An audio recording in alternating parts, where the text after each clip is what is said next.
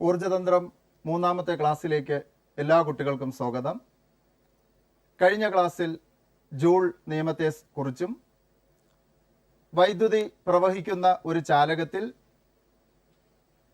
ഉണ്ടാകുന്ന താപത്തെ സ്വാധീനിക്കുന്ന ഘടകങ്ങളെക്കുറിച്ചും വളരെ വ്യക്തമായി നമ്മൾ പഠിക്കുകയുണ്ടായി. ഇന്ന് നമ്മൾ വൈദ്യുത താപനോപകരണങ്ങളിൽ എങ്ങനെയാണ് താപോർജ്ജം ഉണ്ടാകുന്നത്, ആ ഭാഗത്തിൻ്റെ പ്രത്യേകത എന്താണ് തുടങ്ങിയ കാര്യങ്ങളെക്കുറിച്ച് ചർച്ച ചെയ്യുകയാണ്. നമ്മുടെ വീടുകളിൽ ഉപയോഗിക്കുന്ന നമുക്കെല്ലാം പരിചിതമായ ഒരു വൈദ്യുത താപനോപകരണമാണ് ഇലക്ട്രിക് അയൺ, വൈദ്യുത ഇസ്തിരിപ്പെട്ടി. വസ്ത്രങ്ങൾ അയൺ ചെയ്യുന്നതിന് നമ്മൾ ഉപയോഗിക്കുന്ന ഒരു ഉപകരണമാണ്. എല്ലാ കുട്ടികളും അത് ഉപയോഗിക്കുന്നുണ്ടാവും. അതുപോലെ തന്നെ നമ്മുടെ വീടുകളിൽ ഉപയോഗിക്കുന്ന മറ്റൊരു ഉപകരണമാണ് താപനോപകരണം, ഹീറ്റിംഗ് അപ്ലയൻസ് ആണ് വാട്ടർ ഹീറ്റർ. വാട്ടർ ഹീറ്റർ ഉപയോഗിച്ച് തണുത്ത വെള്ളം ചൂടാക്കി കുളിക്കുന്നതിനും നമ്മൾ ധാരാളമായി ഉപയോഗിക്കുന്നുണ്ട്. എങ്ങനെയാണ് താപോർജ്ജം അതിൽ ഉണ്ടാകുന്നത് നമുക്ക് പരിശോധിക്കാം. ഇവ കൂടാതെ ഇമേർഷൻ ഹീറ്റർ, ഒരു ബക്കറ്റിലെ വെള്ളം ചൂടാക്കുന്നതിന് നമുക്ക് ഇമേർഷൻ ഹീറ്റർ ഉപയോഗിക്കാം. അതുപോലെ തന്നെ റൂം ഹീറ്ററുകളുണ്ട്.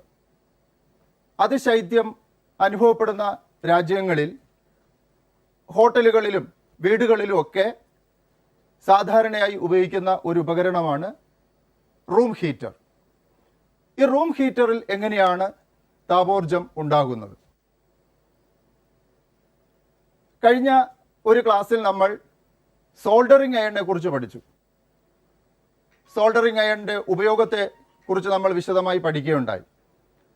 ഇവയെല്ലാം തന്നെ വൈദ്യുത താപന ഉപകരണങ്ങളാണ്.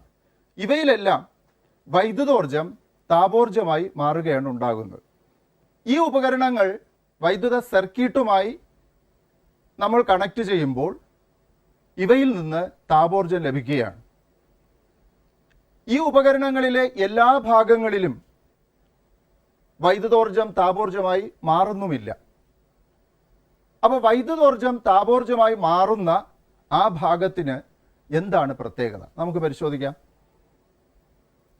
വൈദ്യുതോർജ്ജം താപോർജ്ജമായി മാറുന്ന ഈ താപന ഉപകരണങ്ങളിലെ ആ ഭാഗത്തിന് ഹീറ്റിംഗ് കോയിൽ എന്നാണ് പറയുന്നത്.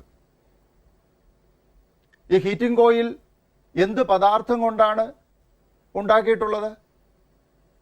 സാധാരണ നമുക്കറിയാവുന്ന വൈദ്യുത ചാലകങ്ങൾ ചെമ്പ്, അലുമിനിയം, ഇരുമ്പ്, അങ്ങനെ ശുദ്ധലോഹങ്ങൾ കൊണ്ടല്ല ഈ ഹീറ്റിംഗ് കോയിൽ നിർമ്മിച്ചിരിക്കുന്നത്. ഹീറ്റിംഗ് കോയിൽ ഒരു ലോഹസങ്കരമാണ്. നിക്കൽ, ക്രോമിയം, അയൺ എന്നിവ ചേർന്ന ഒരു ലോഹ സങ്കരം, അലോയ് ആണ് ഹീറ്റിംഗ് കോയിൽ നിർമ്മിക്കാനായി നമ്മൾ ഉപയോഗിച്ചിരിക്കുന്നത്. എന്താണ് ഈ ലോഹസങ്കരത്തിൻ്റെ പ്രത്യേകത? കഴിഞ്ഞ ഒരു ക്ലാസ്സിൽ നിക്രോം കമ്പി വൈദ്യുതി പ്രവഹിപ്പിച്ച് ചുട്ടുപഴുത്ത് നമ്മൾ കണ്ടു. അവിടെ വൈദ്യുതോർജ്ജം താപോർജ്ജമായി മാറുന്നത് നമ്മളെല്ലാം കണ്ടതാണ്. ഇതേ തത്വം തന്നെയാണ് എല്ലാ വൈദ്യുത താപന ഉപകരണങ്ങളിലും നടക്കുന്നത്. വൈദ്യുതി പ്രവഹിക്കപ്പെടുമ്പോൾ ഹീറ്റിംഗ് കോയിലായി ഉപയോഗിച്ചിരിക്കുന്ന നിക്രോമിൽ കൂടി വൈദ്യുതി കടന്നു പോവുകയും വൈദ്യുതോർജം താപോർജമായി മാറുകയാണ് ഈ ഉപകരണങ്ങളിലെല്ലാം നടക്കുന്നത്. വൈദ്യുത ഇസ്തിരിപ്പെട്ടിയിൽ ഈ ഹീറ്റിംഗ് കോയിലിലൂടെ ഉള്ള വൈദ്യുത പ്രവാഹം നിയന്ത്രിക്കുന്നതിനായി അതിൽ ഒരു കൺട്രോൾ സ്വിച്ച് ഘടിപ്പിച്ചിട്ടുണ്ട്. പ്രത്യേക തരം വസ്ത്രങ്ങൾ അയൺ ചെയ്യുന്നതിന് നമുക്ക് താപം ക്രമീകരിക്കേണ്ടതുണ്ട്. കുട്ടികളെല്ലാം കണ്ടിട്ടുണ്ടാവും, കോട്ടൺ, സിൽക്ക്, ഊൾ എന്നെല്ലാം ആ നോബിൽ എഴുതിയിട്ടുള്ളത്. അപ്പോൾ വൈദ്യുത പ്രവാഹം നിയന്ത്രിച്ചുകൊണ്ട് ഹീറ്റിംഗ് കോയിലിൽ ഉണ്ടാകുന്ന താപോർജത്തിൻ്റെ അളവിനെ നമുക്ക് നിയന്ത്രിക്കാൻ സാധിക്കും. ഈ നിക്രോം എന്ന ലോഹസങ്കരത്തിന്, അലോയ്ക്ക് കുറേ സവിശേഷതകളുണ്ട്. ഇവിടെ നോക്കൂ, ഈ കാണുന്നതാണ് നിക്രോം കമ്പി. അപ്പോൾ ഈ നിക്രോം കമ്പിയെ കമ്പിച്ചുരുളുകൾ, കോയിലുകളാക്കിയൊക്കെ നമുക്ക് വൈദ്യുത താപന ഉപകരണങ്ങളിൽ ഉപയോഗിക്കാൻ സാധിക്കും. എന്തിനാ ഇതിനെ കോയിലാക്കുന്നത്?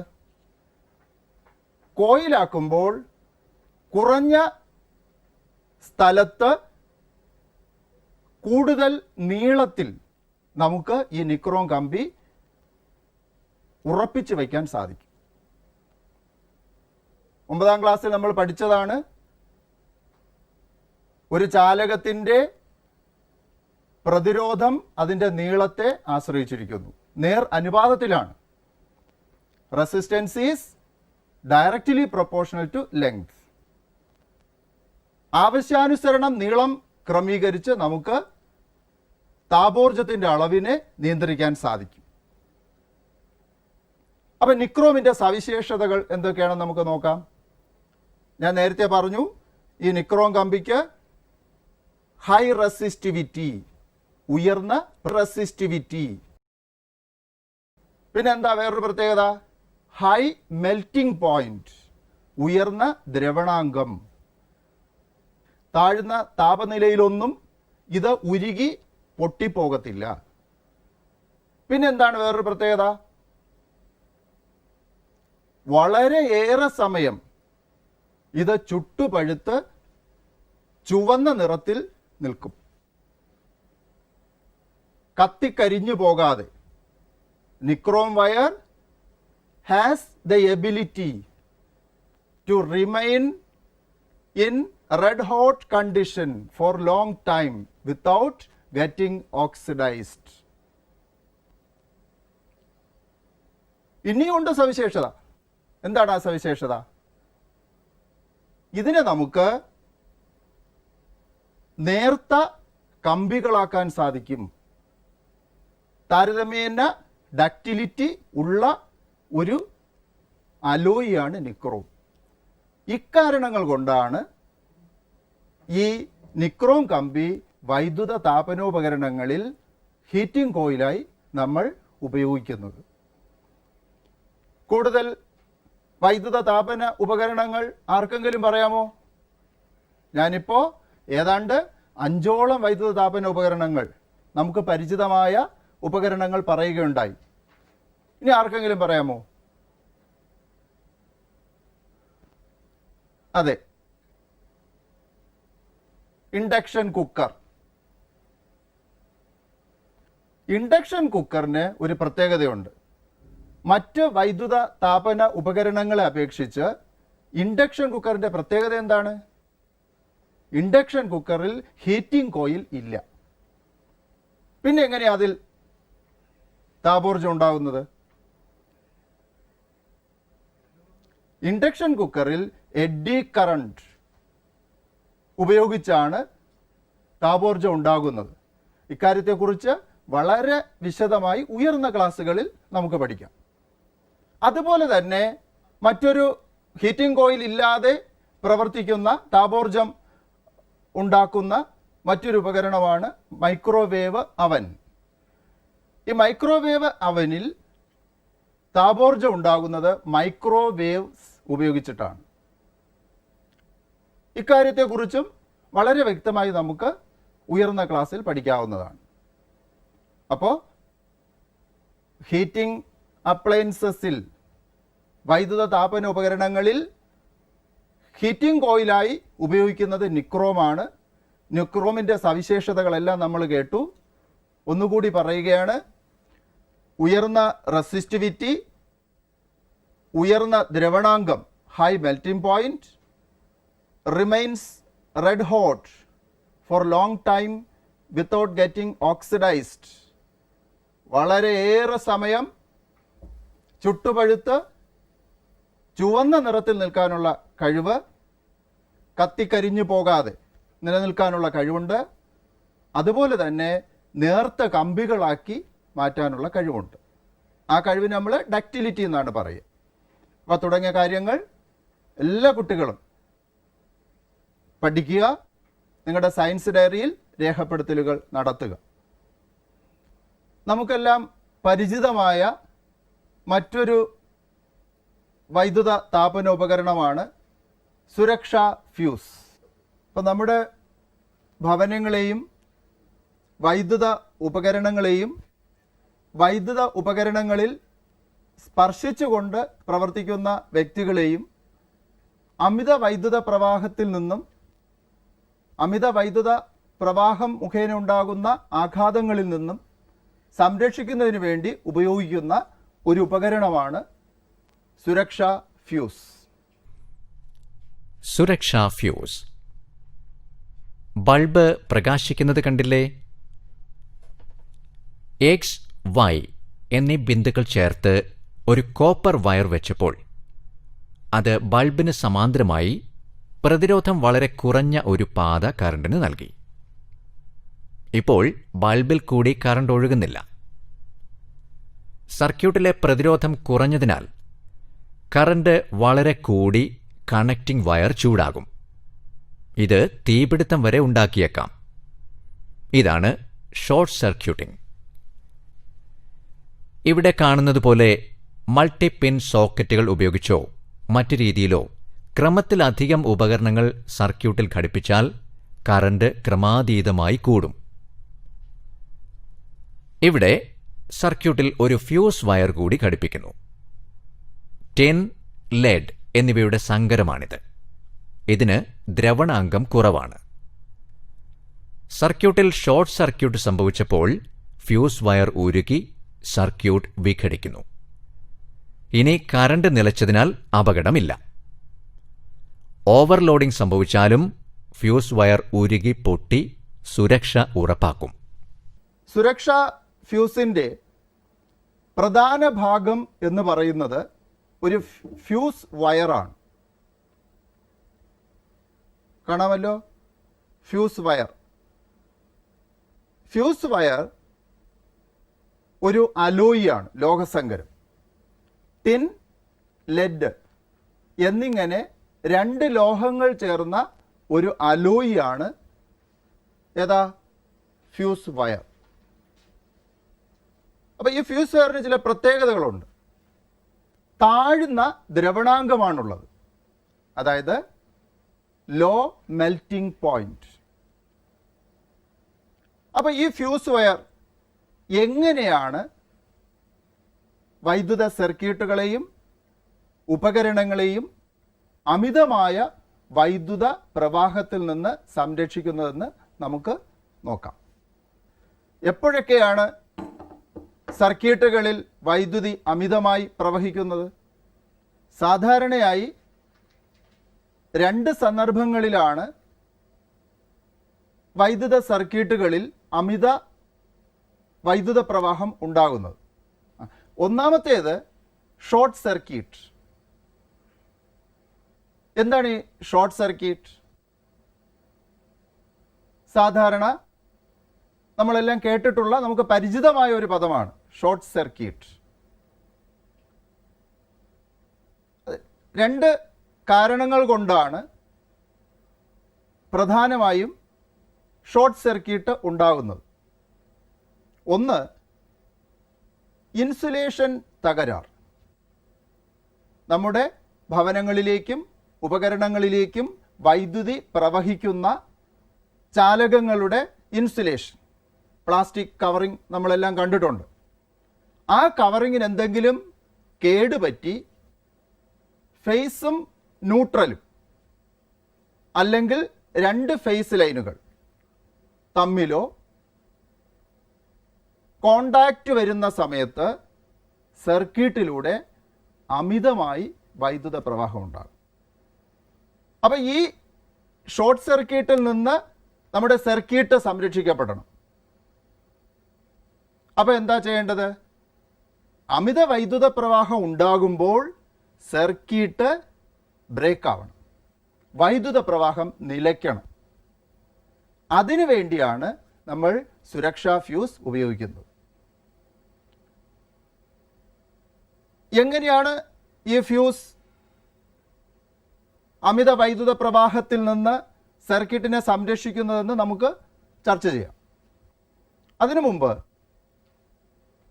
മറ്റൊരു രീതിയിൽ കൂടി സർക്യൂട്ടിൽ അമിതമായി വൈദ്യുത പ്രവാഹം ഉണ്ടാകാറുണ്ട്. നിങ്ങൾ മൾട്ടി പിൻ കണ്ടിട്ടുണ്ടോ? നമ്മുടെ സ്വിച്ച് ബോർഡിലെ ഒരൊറ്റ പ്ലഗ് പോയിന്റിൽ നിന്നും മൾട്ടി പിൻ ഉപയോഗിച്ച് നമുക്ക് ധാരാളം ഉപകരണങ്ങൾ കണക്ട് ചെയ്യാൻ സാധിക്കും, ഈ ദൃശ്യത്തിൽ കാണുന്നത് പോലെ. അപ്പോൾ എന്താ സംഭവിക്കുക? എല്ലാ ഉപകരണങ്ങൾക്കും വൈദ്യുതി വേണം.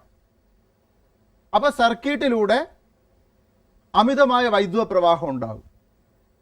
ആ സന്ദർഭത്തിലും സർക്യൂട്ട് ബ്രേക്കായി വൈദ്യുത പ്രവാഹം നിലയ്ക്കണം. അതിനുവേണ്ടി നമുക്ക് ഈ സുരക്ഷാ ഫ്യൂസ് ഉപയോഗിക്കാം. ആദ്യം ഞാൻ പറഞ്ഞു ഷോർട്ട് സർക്യൂട്ട്. ഈ ഷോർട്ട് സർക്യൂട്ട് എങ്ങനെ ഉണ്ടാകുന്നു എന്നുള്ളത് നമുക്ക് വിശദമായി ചർച്ച ചെയ്യാം. എൻ്റെ കയ്യിൽ ഒരു ബൾബും ഒരു ഹോൾഡറും ഒരു 2 പിന്നും ഒരല്പം വയറും ഉണ്ട്. നമുക്കെല്ലാം തന്നെ ഈ ബൾബ്, ഈ പിന്നും വയറും ഹോൾഡറും ഉപയോഗിച്ച് പ്രകാശിപ്പിക്കാൻ അറിയാം. നമ്മൾ അങ്ങനെ ഒരു സർക്യൂട്ട് ഉണ്ടാക്കി. അപ്പോൾ ഇവിടെ ഈ ബൾബ് കത്തുന്നത് 200 വോൾട്ടിലാണ്. ബൾബ് പ്രകാശിക്കുന്നത് 200 വോൾട്ടിലാണെന്ന് വിചാരിക്കുക. ഈ ബൾബിൻ്റെ ഫിലമെൻറ്റിൻ്റെ പ്രതിരോധം ഒരു 100 ഓം ആണെന്ന് സങ്കല്പിക്കുക. അപ്പോൾ ബൾബ് പ്രകാശിക്കണമെങ്കിൽ നമ്മൾ 200 വോൾട്ട് അപ്ലൈ ചെയ്യണം. ബൾബിൻ്റെ പ്രതിരോധം 100 ഓം. അങ്ങനെയാണെങ്കിൽ ഈ ബൾബിലൂടെ പ്രവഹിക്കുന്ന കറണ്ടിൻ്റെ അളവ് എത്രയായിരിക്കും? ഓം നിയമം അനുസരിച്ച് V സമം I ഇൻറ്റു R. അപ്പോൾ I സമം V ബൈ R. ഇവിടെ V എത്രയാണ്? 200 വോൾട്ട്. പ്രതിരോധം എത്രയാണ്? R 100 ഓം. അപ്പോൾ 200 ബൈ 100 ഈക്വൽ ടു 2 ആംപിയർ. ഇവിടെ ബൾബിലൂടെ പ്രവഹിക്കുന്ന കറണ്ടിൻ്റെ അളവ് 2 ആംപിയർ. ഇനി നോക്കൂ, ഞാൻ വേറൊരു ചാലക കമ്പി എടുത്ത് ഈ ബൾബിൻ്റെ 2 ടെർമിനലുകൾക്ക് ഇടയിലായി കണക്ട് ചെയ്യുന്നു എന്ന് വിചാരിക്കുക. അപ്പോൾ എന്താ സംഭവിക്കുക? ബൾബ് പ്രകാശിക്കുന്നത് എന്താണെന്ന് നമുക്കറിയാം. ബൾബിൽ ഒരു ഫിലമെൻ്റ് ഉണ്ട്. ആ ഫിലമെൻ്റ് ടങ്സ്റ്റൺ എന്ന മെറ്റൽ കൊണ്ടാണ് ഉണ്ടാക്കിയിട്ടുള്ളത്. ടങ്സ്റ്റണിന് ഉയർന്ന റെസിസ്റ്റിവിറ്റി ഉണ്ട്. വൈദ്യുതി കടന്നു പോകുമ്പോൾ അത് ചുട്ടുപഴുത്ത് പ്രകാശോർജം പുറപ്പെടുവിക്കുന്നു. തുടങ്ങിയ കാര്യങ്ങളൊക്കെ നമുക്ക് അറിയാവുന്നതാണ്. ഈ ബൾബിൻ്റെ ടെർമിനലുകൾക്കിടയിലായി ഒരു ചാലക കമ്പി കണക്ട് ചെയ്യുമ്പോൾ എന്താ സംഭവിക്കുക? ഈ കറണ്ടിനും നമ്മുടെ ഒരു ചെറിയ സ്വഭാവമുണ്ട്. എന്താണത്? നമ്മളെന്താ ചെയ്യുക? നമുക്കൊരു സ്ഥലത്ത് നിന്ന് മറ്റൊരു സ്ഥലത്തേക്ക് പോകണം. നമ്മൾ എളുപ്പ വഴി നോക്കും. അതുപോലെ തന്നെ കറണ്ട് ഈ ടങ്സ്റ്റൺ ഫിലമെൻറ്റിലൂടെ പ്രയാസപ്പെട്ട് വരുന്നതിന് പകരം ഈ ചാലക കമ്പിയിലൂടെ പോകും. അന്നേരം എന്താണ് സംഭവിക്കുന്നത്? ഈ ചാലക കമ്പിയുടെ പ്രതിരോധം ഒരു 5 ഓം എന്ന് നമുക്ക് സങ്കല്പിക്കാം. ടങ്സ്റ്റൺ ഫിലമെൻറ്റിൻ്റെ പ്രതിരോധം 100 ഓം ആയിരുന്നു. ഇവിടെ ഈ ചാലക കമ്പിയുടെ പ്രതിരോധം വെറും 5 ഓം. അപ്പോൾ നമുക്ക് സർക്യൂട്ടിലെ കറണ്ട് ഒന്ന് കണ്ടുപിടിച്ച് നോക്കാം. V സമം I ഇൻറ്റു ആർ, I സമം V/R. അതായത് 200/200 V ഭാഗം 5 ഓം സമം 40 ആംപിയർ, 40 ആംപിയർ. അപ്പോൾ കുട്ടികൾക്ക് മനസ്സിലായോ എങ്ങനെയാണ് ഒരു ഷോർട്ട് സർക്യൂട്ട് അമിതമായ വൈദ്യുത പ്രവാഹത്തിന് ഇടയാക്കിയതെന്ന്? ഇവിടെ 2 ആംപിയറിൽ നിന്ന് ഒരു ചാലക കമ്പി കണക്ട് ചെയ്തപ്പോൾ 40 ആംപിയറിലേക്ക് വൈദ്യുത പ്രവാഹം കുതിച്ചുയർന്നു. എന്താ സംഭവിക്കുക? സർക്യൂട്ടിന് കേടുപാടുകൾ സംഭവിക്കും. അപ്പോൾ ഇതിൽ നിന്ന് സംരക്ഷിക്കാനാണ് നമ്മൾ സുരക്ഷാ ഫ്യൂസ് ഉപയോഗിക്കുന്നത്. ആ സുരക്ഷാ ഫ്യൂസിൽ 2 ഭാഗങ്ങളാണ് പ്രധാനമായിട്ടും ഉള്ളത്. ഇത് പോഴ്സലൈൻ എന്ന ഒരു വസ്തു കൊണ്ടാണ് ഈ സുരക്ഷാ ഫ്യൂസ് നിർമ്മിച്ചിരിക്കുന്നത്. ഇതിന് പോഴ്സലൈൻ സോക്കറ്റ് എന്നാണ് പറയുക. സ്വിച്ച് ബോർഡിൽ അല്ലെങ്കിൽ വൈദ്യുത ബോർഡിൽ നമ്മൾ ഈ സോക്കറ്റ് ഉറപ്പിച്ച് വെക്കും. ഈ സോക്കറ്റിൽ 2 ടെർമിനൽസ് ഉണ്ട്. ഈ കാണുന്നത് പോലെ 2 ടെർമിനൽസ്. സാധാരണയായി ഈ പോഴ്സലൈൻ സോക്കറ്റ് നമ്മൾ ഫേസ് ലൈനിലാണ് കണക്ട് ചെയ്യുക. അപ്പോൾ ഇവിടെ നോക്കൂ, സർക്യൂട്ട് ബ്രേക്ക് ആയിരിക്കുകയാണ്. ഫേസ് ലൈൻ ഇവിടെ താഴെ വരെ മാത്രമേ ഉള്ളൂ. ഇവിടെ ഈ സർക്യൂട്ട് നമ്മൾ കണ്ടിന്യൂസ് ആക്കണം, പൂർത്തീകരിക്കണം. അതിനുവേണ്ടി നമ്മൾ ഫ്യൂസ് കാരിയർ, പോഴ്സലൈൻ എന്ന വസ്തു കൊണ്ട് ഉണ്ടാക്കിയിരിക്കുന്ന ഈ ഫ്യൂസ് കാരിയർ ഉപയോഗിക്കും. ഫ്യൂസ് കാരിയറിലും 2 ടെർമിനൽസ് ഉണ്ട്. ഈ 2 ടെർമിനൽസിനിടയിലായിട്ടാണ് ഫ്യൂസ് വയർ കണക്ട് ചെയ്യുന്നത്. ഈ ഫ്യൂസ് കാരിയർ സോക്കറ്റിൽ ഇങ്ങനെ ഉറപ്പിക്കുമ്പോൾ,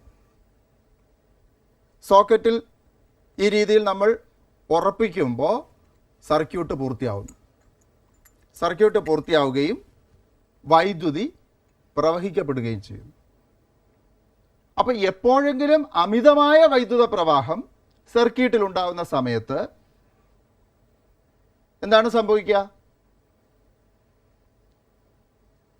ഈ ഫ്യൂസ് വയർ ചുട്ടുപഴുക്കുകയും ദ്രവണാങ്കം മെൽറ്റിംഗ് പോയിന്റ് കുറവായതുകൊണ്ട് അത് ഉരുകി പൊട്ടുകയും ചെയ്യും.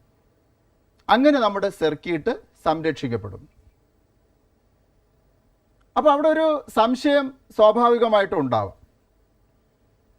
എല്ലായ്പ്പോഴും ഈ ഫ്യൂസ് വയറിലൂടെ വൈദ്യുതി പ്രവഹിക്കുന്നുണ്ടല്ലോ, അപ്പോഴൊക്കെ താപോർജ്ജം ഉണ്ടാവുന്നുണ്ടല്ലോ, പിന്നെ എന്താണ് ഈ ഫ്യൂസ് വയർ പൊട്ടിപ്പോകാത്തത്? വൈദ്യുതോർജ്ജം ഫ്യൂസ് വയറിലൂടെ കടന്നു പോകുന്ന സമയത്തെല്ലാം ഇതിൽ താപോർജ്ജം ഉണ്ടാകും. അവിടെ 1 സെക്കൻഡിൽ യൂണിറ്റ് സമയത്തിൽ ഉണ്ടാകുന്ന താപോർജ്ജം അതേ സമയം തന്നെ പ്രേഷണം ചെയ്ത് ഇല്ലാതായി പോവുകയാണ്. ഇപ്പോൾ ഫ്യൂസ് വയർ കണക്ട് ചെയ്യുമ്പോൾ കുറച്ച് കാര്യങ്ങൾ ശ്രദ്ധിക്കേണ്ടതുണ്ട്. അതായത് ഈ ഫ്യൂസ് വയറിൻ്റെ അഗ്രങ്ങൾ പുറത്തേക്ക് നിൽക്കാൻ പാടില്ല. ഇത് ദൃഢമായി ഉറപ്പിക്കണം. അനുയോജ്യമായ ആംപേറേജുള്ള ഫ്യൂസ് വയർ നമ്മൾ ഉപയോഗിക്കണം. എന്താണ് ഈ ആംപിയറേജ്? ഒരു ഉപകരണത്തിൻ്റെ പവറിനെ അതിന് നൽകുന്ന വോൾട്ടേജ് കൊണ്ട് ഭാഗിക്കുമ്പോൾ കിട്ടുന്നതാണ് ആംപിയറേജ്. ഓരോ ഉപകരണങ്ങൾക്കും വ്യത്യസ്ത അളവിലുള്ള വൈദ്യുതിയാണ് ആവശ്യം. അപ്പോൾ അതിന് അനുസൃതമായ ഫ്യൂസ് വയർ നമ്മൾ ഉപയോഗിക്കണം. അപ്പോൾ ഈ കാര്യങ്ങളെല്ലാം വ്യക്തമായി മനസ്സിലായല്ലോ. കഴിഞ്ഞ ക്ലാസ്സിൽ ജൂൾ നിയമത്തെ സംബന്ധിച്ച് ഒരു ടേബിൾ ഫിൽ ചെയ്യാനായി അസൈൻമെൻറ്റ് നൽകിയിരുന്നു. ആ അസൈൻമെൻറ്റ് എല്ലാ കുട്ടികളും ചെയ്തിട്ടുണ്ട് എന്ന് കരുതുന്നു. അതിൻ്റെ ശരിയായ ഉത്തരം ഇതാണ്. സയൻസ് ഡയറിയിൽ ആവശ്യമായ രേഖപ്പെടുത്തലുകൾ വരുത്തുക.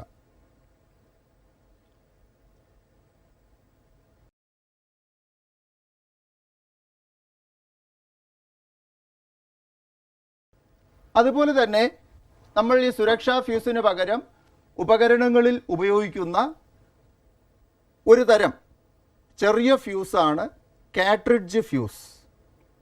കാട്രിഡ്ജ് ഫ്യൂസ് പല ആംപിയറേജുകളിൽ നമുക്ക് വാങ്ങിക്കാൻ കിട്ടും. നിങ്ങളെല്ലാവരും തന്നെ ഈ കാട്രിഡ്ജ് ഫ്യൂസുകൾ പരിശോധിക്കുകയും ഏതൊക്കെ ഉപകരണങ്ങളിലാണ് എത്ര ആംപിയറേജിലുള്ള കാട്രിഡ്ജ് ഫ്യൂസ് ഉപയോഗിക്കുന്നത് എന്നും കണ്ടെത്തുക. നമുക്ക് അടുത്ത ക്ലാസ്സിൽ ഈ യൂണിറ്റിലെ മറ്റ് കാര്യങ്ങളുമായി തുടരാം.